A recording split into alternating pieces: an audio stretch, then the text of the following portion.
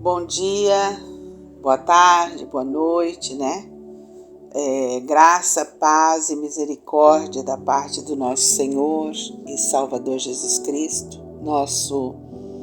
No projeto Leia a Bíblia Comigo, nós nos encontramos em Ezequiel, no livro de Ezequiel, no capítulo 9, e eu coloquei como título do nosso devocional Marcados pelo Amor, né? Quero contextualizar um pouquinho. Nesse capítulo 9, Deus revela para Ezequiel, o profeta, a destruição de Jerusalém, que aconteceria por vontade permissiva de Deus.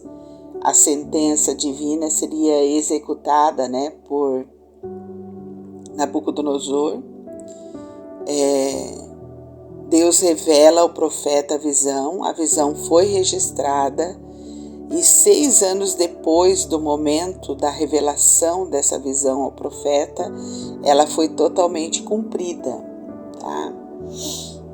E apesar do povo ter sido ensinado por Moisés as formas de cultuar que agradavam a Deus, o pensamento popular, ele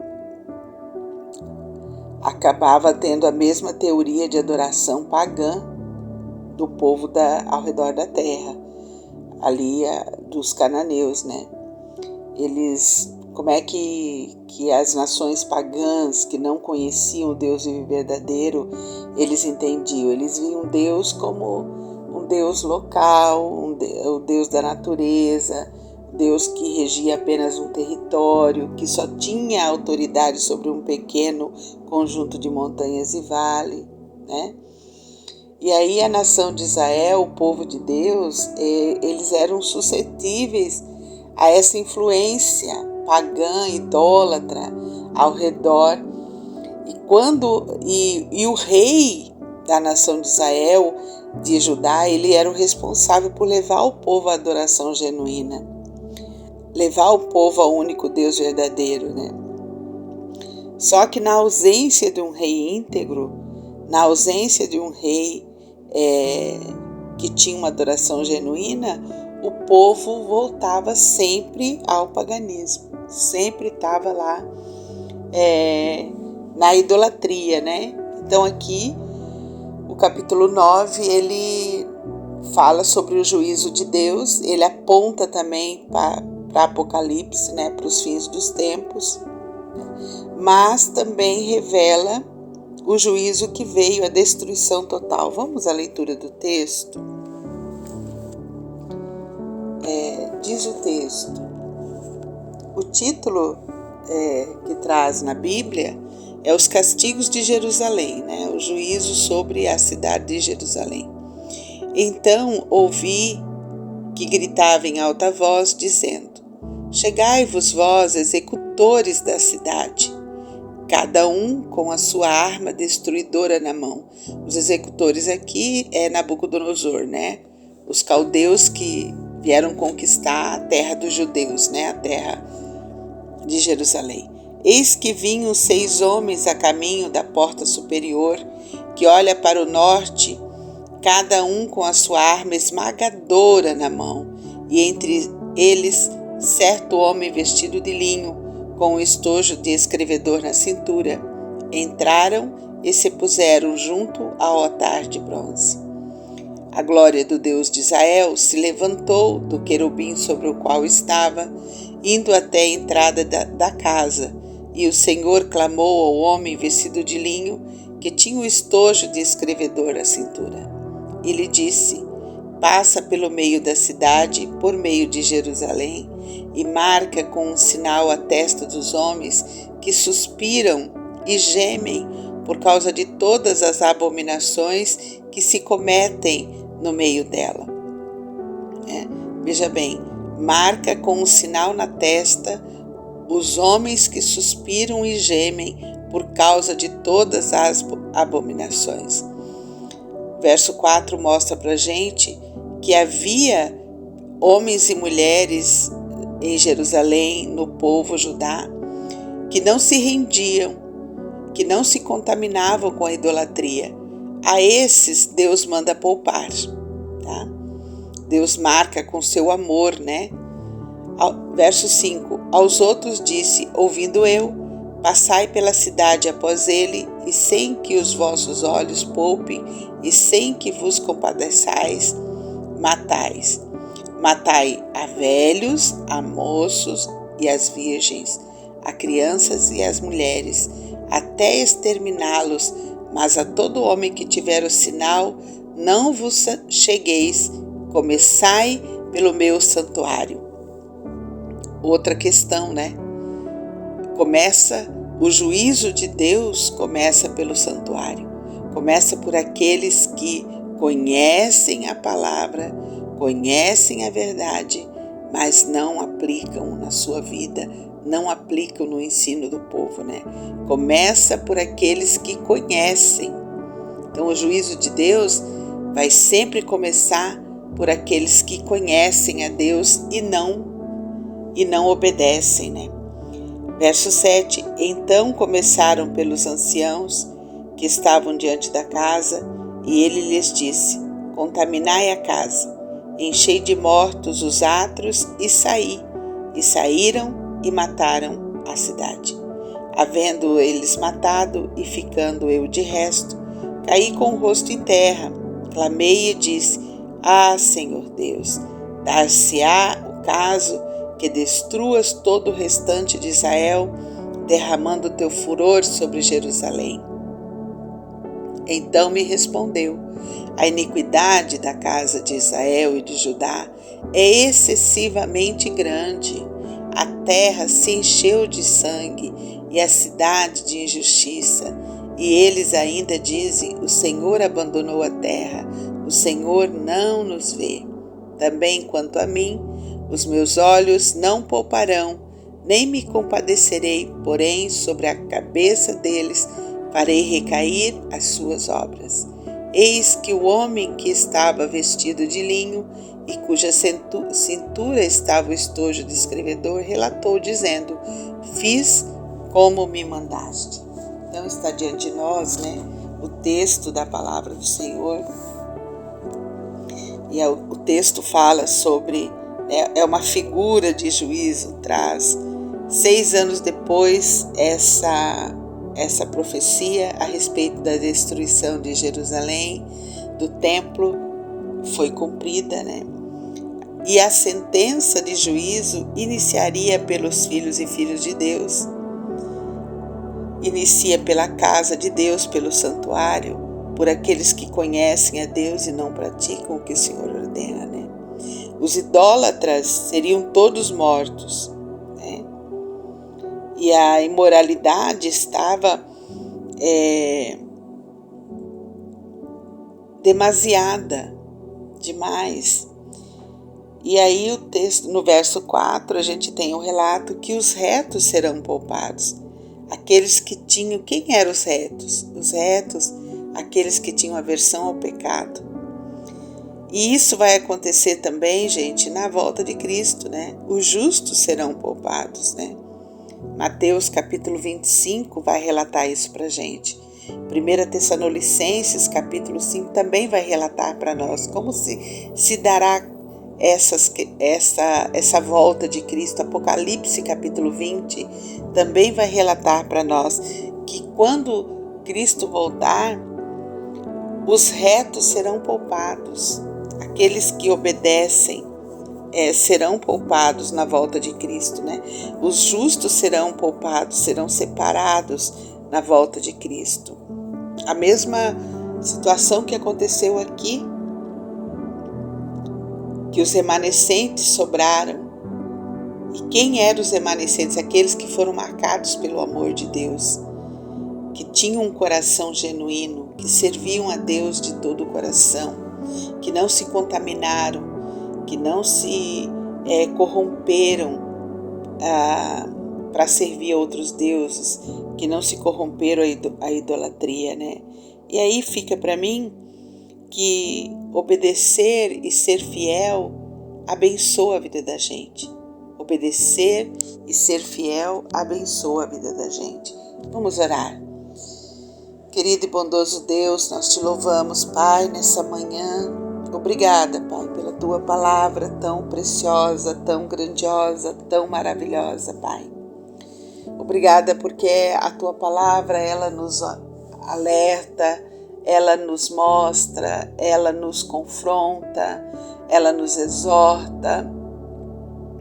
Também, Paizinho querido, ela nos consola. Ela nos consola, Pai. E queremos mesmo, Senhor Deus, colocar as nossas vidas diante de Ti no dia de hoje. Que tenhamos, Senhor Deus, no dia de hoje, a oportunidade, Pai, de acertar, a oportunidade, Paizinho querido, de fazer a coisa certa, Pai, porque o sol da Tua justiça, ela brilha no dia de hoje, ela brilha nas nossas vidas, Pai, nos dando, Senhor Deus, a oportunidade, Oportunidade, Pai, de fazer a coisa segundo o Teu coração, de andar nos Teus caminhos, de sermos retos na Tua presença, Pai. Pai, tem misericórdia de nós, porque o mundo é mau. Tem misericórdia de nós, Pai. Nos ajuda, Senhor Deus, a olhar para Ti, Pai. Nos ajuda, Senhor Deus, a estarmos firmes em fidelidade, firmes, ó Deus querido, em retidão. Nos ajuda a cumprir, ó Deus, a Tua palavra na nossa vida no dia de hoje, Pai. Queremos iniciar o dia contigo, Pai. E queremos terminar o dia contigo. E queremos chegar lá no final do dia e olhar para o dia de hoje. E perceber, ó Deus querido, que Te agradamos, ó Pai. E corrigir quando não Te agradamos. Perdoa, Senhor Deus, as nossas falhas, Pai. Perdoa, Pai querido, a nossa falta, Deus. Quando nós, ó Pai querido, pecamos contra Ti, Pai. Senhor Deus, nos perdoa, Pai. Limpa o nosso coração. Limpa a nossa maneira de pensar, Pai. Vimos aqui no texto, Deus, que o povo se deixou levar, que o povo se contaminou, que o povo se deixou influenciar, Pai, por aqueles que não Te conheciam, Senhor. Paizinho querido, então não permitas que isso aconteça nas nossas vidas, que sejamos influenciados pelos maus, que sejamos influenciados, Pai, por aqueles que não obedecem a Tua palavra, por aqueles, ó Pai querido, que não têm, ó Deus, transparência nem genuinidade, Senhor. Nos ajuda, Senhor, a sermos genuínos diante de Ti. Ó Paizinho querido, tenha misericórdia de nós. Nos abençoa com a Tua presença, Pai, que o Teu Santo Espírito possa sinalizar para nós, possa nos alertar, possa nos avisar. Pai querido, não permitindo, Deus, que sejamos influenciados pelo pecado, pelo mal que habita sobre a face da terra, Pai. Nos dá, Deus querido, a oportunidade, Pai, de Te amar e servir de todo o nosso coração. Nos ajuda a sermos genuínos em todas as nossas ações, em tudo aquilo que falamos, em tudo aquilo que pensamos, em tudo aquilo que praticamos, Pai, que esteja de acordo com a Tua palavra, Senhor. E quando não conseguimos, Pai, que o Senhor tenha misericórdia de nós, nos perdoando, Pai, lavando a nossa alma da impureza, Pai querido. Pai querido, quero Te pedir, Paizinho, pelas pessoas que me acompanham, pelos meus amigos, as minhas amigas. Senhor Deus, que o Senhor esteja com eles, Pai. Que eles possam, Senhor Deus, ao ouvir a Tua palavra, da mesma maneira que eu sou confrontada, que eles também sejam confrontados, ó Pai. E que possam, Senhor Deus, com humildade, clamar pelo Teu perdão, clamar, ó Deus, pela Tua graça, que é favor imerecido para conosco, Pai. Deus de amor, toma a vida dos meus amigos, dos meus irmãos, das minhas irmãs. Cuida deles, abençoa a vida deles, Pai. Em nome de Jesus, ó Deus, eu te peço, aquele que está em luta, Senhor, aquele que está, ó Deus, sofrendo, aquele que está sofrendo com doença, Pai, doença terminal, Deus, eu peço a Ti por eles, Pai. Eu oro a Ti pela vida da minha sobrinha, Carla Fabiana, Senhor. Cura aquele câncer, Deus. Limpa, Deus, a vida dela daquele câncer, Pai. Tem misericórdia da sua filhinha, Deus. Entra ali, Pai, com salvação, com libertação, com cura na vida da Carla Fabiana, Deus. Ó, Deus, promove a cura, Pai. Ah, Senhor, promove a cura do câncer do pastor Marcos, Deus. Eu te peço, Deus. Promove a cura, Pai, da vida do Ingo, Deus. Que ele seja curado também, Senhor. Senhor Deus, tenha misericórdia, Pai. Aqueles que estão lutando com as doenças emocionais, que estão lutando, Pai, com síndrome do pânico, com depressão. Pai querido, tenha misericórdia dessas vidas preciosas que me ouvem e que estão lutando e sofrendo com enfermidade, todo tipo de enfermidade. Deus querido, Deus de poder, traz libertação, traz cura para essas vidas, Pai. Aqueles que estão lutando, Senhor, com questões financeiras, Pai, com endividamentos. Deus de poder, tenha misericórdia.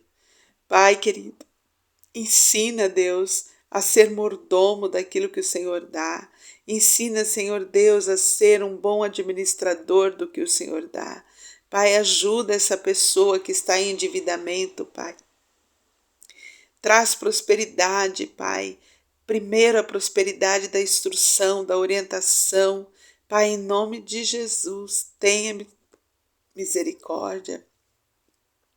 Aqueles que estão sofrendo com luto, Pai, as perdas dos entes queridos, consola cada um, Senhor. Consola teus filhos, tuas filhas, Pai, que estão em sofrimento, Deus. Deus querido, Deus de poder, tem misericórdia, Pai. Ajuda-nos, ó Deus.